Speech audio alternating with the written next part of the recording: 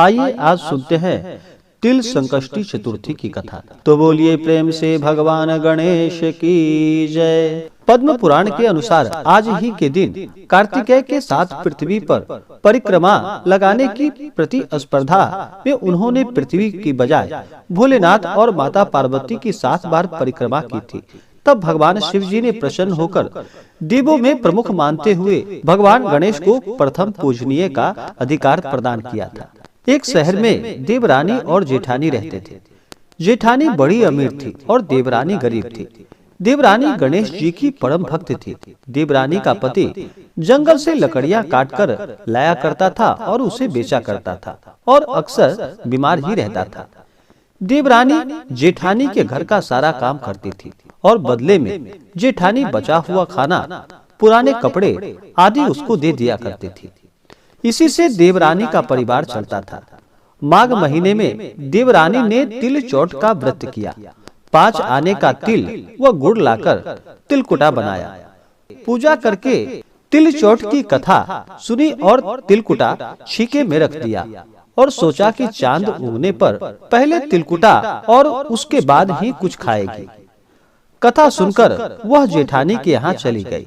खाना बनाकर जेठानी के बच्चों से खाना खाने को कहा तो बच्चे बोले कि माँ ने व्रत किया है और माँ भूखी है। जब माँ खाना खाएगी हम भी तभी खाएंगे। जेठ जी को खाना खाने को कहा तो जेठ जी बोले कि मैं अकेले नहीं खाऊंगा। जब चांद निकलेगा तब सब खाना खाएंगे, तभी मैं खाना खाऊंगा। जेठानी ने उसे कहा कि आज तो किसी ने भी अभी तक खाना नहीं खाया, तुम्हें कैसे दे दूं?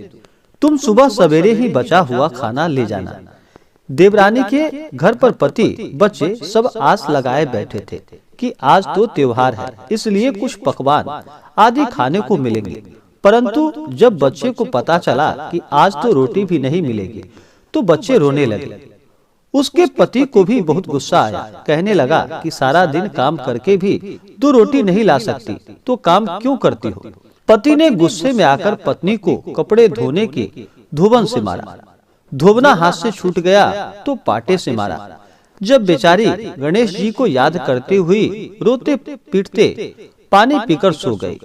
उस दिन गणेश जी देवरानी के सपने में आए और कहने लगे, धोब ने मारी, पाटे मारी, सो रही है या जाग रही है? वह बोली, कुछ सो भी रही हूँ और कुछ जाग भी रही हूँ। गणेश जी बोले कि भूख लगी है, कुछ खाने को दो। देवरानी बोली, क्या दूं? मेरे घर में तो अन्न का एक दाना भी नहीं है। जेठानी बचा खुचा खाना देती थी, आज वह भी नहीं मिला। पूजा का बचा हुआ तिलकुटा छीके में पड़ा है, वही जाकर खा लो। तिलकुटा खाने के बाद गणेश जी बोले, धोब ने मारी, पाटे मारी, निमटाई लगी है, कहाँ निपटाऊं? वह बोली, यहाँ पड़ा है, जहाँ तेरी इच्छा है वहीं पे निपट लो। फिर गणेश जी बच्चे की तरह बोले, अब कहाँ पोछूं? नींद में मग्न अब देवरानी को बहुत गुस्सा आया कि कब से तंग किए जा रहा है। सो बोली, मेरे सर पर पोछ और कहाँ पोछोगे? सुबह जब देवरानी उठी तो यह देखकर हैरान हो गई कि पूरा घर हीरे मोतियों से जगमगा रहा है। सिर पर जहाँ विनायक जी पोछ कर गए थे वहाँ हीरे की टीके व बिंदी जगमगा रही थी। उस दिन देवरानी जेठानी के यहाँ काम करने नहीं गई। बड़ी देर तक राह देखने के बाद जेठानी ने बच्चे को देवरानी को बुलाने के लिए भेजा। जेठानी ने सोचा कल खाना नहीं दिया, इसलिए शायद देवरानी बुरा मान गई है। बच्चे बुलाने गए और बोले, चाची चलो, माँ ने बुलाया है, सारा काम पड़ा है। देवरानी ने जवाब दिया, अब उसकी कोई जरूरत नहीं, घर में सब भरपूर है, गणेश जी के आशीर्वाद से। बच्चे ने घर जाकर माँ को बताया कि चाची का तो पूरा घर हीरे मोतियों से जगमगा रहा है। जेठानी दौड़ती हुई देवरानी के पास आई और पूछा कि यह सब कैसे हुआ।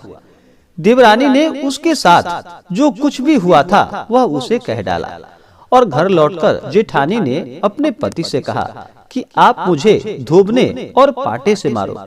उसका पति बोला कि भली मानस, मैंने कभी तुम पर हाथ नहीं उठाया, मैं तुम्हें धोबने और पाटे से कैसे मार सकता हूँ? वह नहीं मानी और जिद करने लगी। मजबूरन पति को उसे मारना ही पड़ा। उसने ढेर सारा घी डालकर चूरमा बनाया और छीके में रखकर सो गई। रात को चौथ विनायक जी सपने में आए और कहने लगे, भूख लगी है, क्या खाओ? जेठानी ने कहा, हे गणेश जी महाराज, आप देवरानी के यहाँ तो आपने सूखा तिलकुट्टा खाया था, मैंने तो झरते घी का चूरमा बनाया, आपके लिए छीके में रखा है, फल और मेवा भी रखे हैं, जो चाहे वो खा लो। बाल स्वरूप गणेश जी बोले, अब निपटने कहाँ है? जेठानी बोली, उसके यहाँ तो टूटी फूटी झोपड़ी थी, मेरे यहाँ तो कंचन के महल हैं, जहाँ चाहो निपट लो। फिर गणेश जी ने पूछा, अब पोछू कहा? जेठानी बोली, मेरे ललाट पर बड़ी सी बिंदी लगाकर पोछ लो। धन की भूखी जेठानी सुबह सुबह जल्दी उठ गई। सोचा घर हीरे जवाहरात से भर चुका होगा, पर देखा तो पूरे घर में गंदगी फैली हुई थी, तेज बदबू आ रही थी। उसके सिर पर भी बहुत सी गंदगी लगी हुई थी। उसने कहा कि हे गणेश जी महाराज, यह आपने क्या किया? मुझसे रूठे और देवरानी पर टूटे। जेठानी ने घर की सफाई करने की बहुत कोशिश की, परंतु गंदगी और ज्यादा फैलती गई। जेठानी के पति को मालूम चला तो वह भी गुस्सा हुआ और बोला, तेरे पास इतना सब कुछ था, फिर भी तेरा मन नहीं भरा। परेशान होकर चौथ के गणेश जी से मदद की विनती करने लगी। गणेश जी ने कहा कि देवरानी से जलन के कारण तूने जो किया यह उसी का फल है। अब तू अपने धन में से आधा उसे दे देगी, तभी यह सब साफ होगा। उसने आधा धन बांट दिया, किंतु मोहरे की एक हांडी चूल्हे के नीचे गाड़ रखी थी। उसने सोचा किसी को पता नहीं चल पाएगा, और उसने उस धन को नहीं बांटा। उसने कहा, हे श्री गणेश जी, अब तो अपना यह बिखराव समेट लो।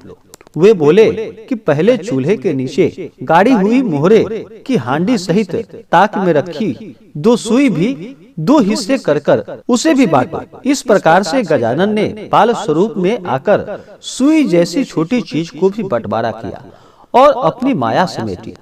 हे गणेश जी महाराज, जैसी आपने देवरानी पर कृपा की, वैसे ही सब पर अपना कृपा करना। कहानी कहने वाले, सुनने वाले व हुंकारा भरने वाले पर भी अपना कृपा बनाए रखना, किंतु जेठानी को जैसी सजा दी वैसी किसी को मत देना। तो बोलिए प्रेम से भगवान गणेश की जय।